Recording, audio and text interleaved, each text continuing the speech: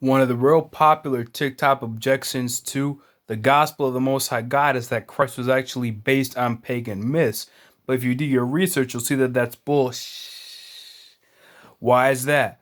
Because the argument goes something like the New Testament copied a pagan religion, all right? But when we actually look a lot of the comparisons, right, we actually break things down God by God and do research on a God by God basis that they say the Christians copy from. You'll see that a lot of times the pagan source actually comes after the New Testament.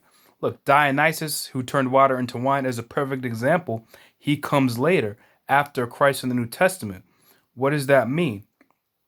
That uh that the parallel postdates Christ, so the Christians and apostles weren't taking something pagan. If anything, the pagans were taking something that was known about the Christ and something like that. Or you could just say that there's no parallel in either direction because correlation is not causation. Now you could say that you could try to make an argument that there was an oral tradition that goes back to the time of the apostles, and I deal with that in my upcoming video about this, about if the apostles knew about pagan things and if they did use it, which I don't think, what it would actually mean if they did use pagan motifs to advance the message of Christ. So that gets into a separate argument now. You feel me? That gets into a second argument.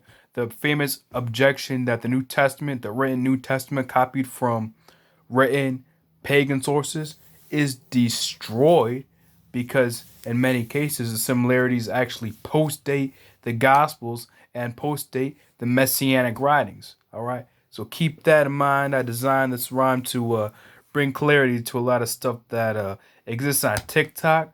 You know, that spreads a lot of deception that isn't really based in reality. So y'all be blessed. I'll see you in the next video.